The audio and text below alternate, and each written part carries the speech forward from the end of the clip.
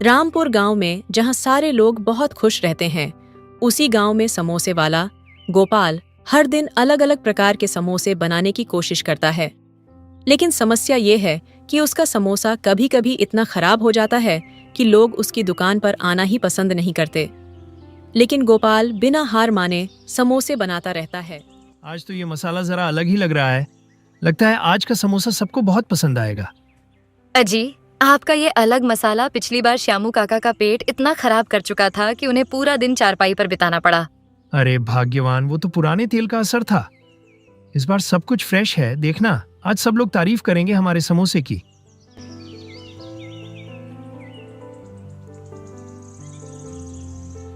गोपाल बेटा, ये समोसा फिर से तल रहे हो? पिछली बार तुम्हारे समोसे ने तो मेरी तबीयत ही खराब कर दी थी। काका, इस बार मैं आपकी कसम खाकर कहता हूँ, ऐसा समोसा पहले कभी नहीं खाया होगा। अरे गोपाल चाचा, जल्दी से समोसा दे दो। अब तो समोसे देखकर मेरे मुंह में अभी से पानी आ रहा है। अरे गोलू, पहले खा तो लो, फिर बताना कि ये समोसा तुम्हें कैसा लगा।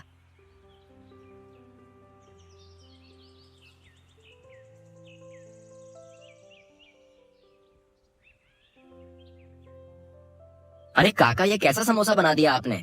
इसमें तो बहुत मिर्च है। तभी गोपाल जल्दी से कुछ मीठे रसगुल्ले ले आता है ताकि मिर्ची की जलन कम हो सके। अरे गोपाल, ये क्या किया बेटा?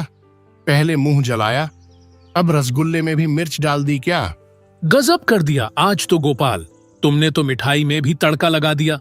गोपाल की पत्नी सुनीता और गांव के लोग गोपाल को समोसा बनाने में सुधार के सुझाव देते हैं। एक दिन गोपाल ने श्यामू काका के बताए नुस्खे से समोसा बनाया और उसका समोसा इतना स्वादिष्ट हो गया कि गांव के लोग उसकी दुकान पर लाइन लगाने लगे। काका, ये क्या किया आपने? आपने मुझे असली मसाला तो बताया ही नहीं। अरे बेटा, क्यों चिंता करते हो? अब तो तुम्हारा समोसा भी स्वादिष्ट हो गया है।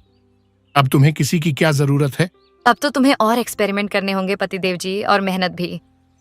लेकिन याद रखना, अगली बार कोई गलती मत करना, वरना कहीं समोसे की दुकान ना बंद हो जाए। अरे भाग्यवान, क्यों चिंता करती हो? अब तो हमारे अच्छे दिन ही आने वाले हैं और ये खास समोसे सबको पसंद आएंगे। गोपाल के समोसे सारे गांव वालों को बहुत पसंद आने लगे थे। यहाँ तक कि गांव के लोग उसके समोसे के दीवाने हो गए थे और उसकी दुकान पर हमेशा भीड़ लगी रहती थी। ये देखकर गांव के दूसरे दुकानदार, विशेष रूप से हलवाई और चाय वाला घनश्याम, काफी ईर्ष्या करने लगे। उनका धंधा मंदा पड़ने लगा था और उन्हें लगा कि अगर गोपाल ऐसे ही चलता रहा तो उनका काम पूरी तरह से चौपट हो जाएगा।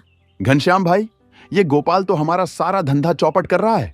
इसने हमारे ग्राहक भी छीन लिए हैं। बिल्कुल सही कह रहे हो मंगलू, कुछ तो करना पड़ेगा वरना हम दोनों भूखे मर जाएंगे।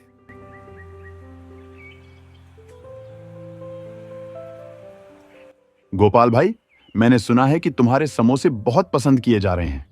मेरी भी एक खास रेसिपी है जो तुम्हारे समोसों को और भी बेहतर बना सकती है।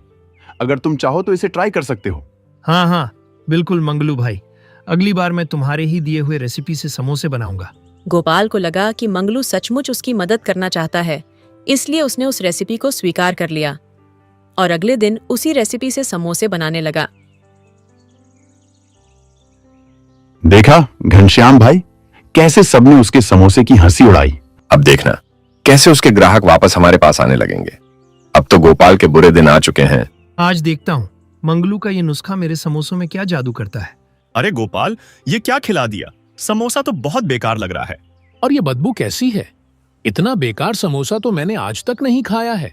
सुनीता, मुझे लगता है कि मंगलू ने जानबूझकर मुझे गलत नुस्खा दिया था, लेकिन इस बार मैं अपने समोसों में कुछ नया और खास करूंगा जिसे कोई भी खराब नहीं कर पाएगा। हाँ जी, आप चिंता मत करिए। मुझे आप पर पूरा भरोसा है कि आप दोबारा से बेहतरीन और स्वादिष्ट समोसे जरूर बनाएंगे, जिन्हें खाकर पूरा गांव आपके समोसों का दीवाना हो जाएगा। अरे, ये समोसा तो जैसे स्वर्ग का भोजन है। क्या बात है गोपाल, यह तो बहुत स्वादिष्ट समोसा बनाया है तुमने आज।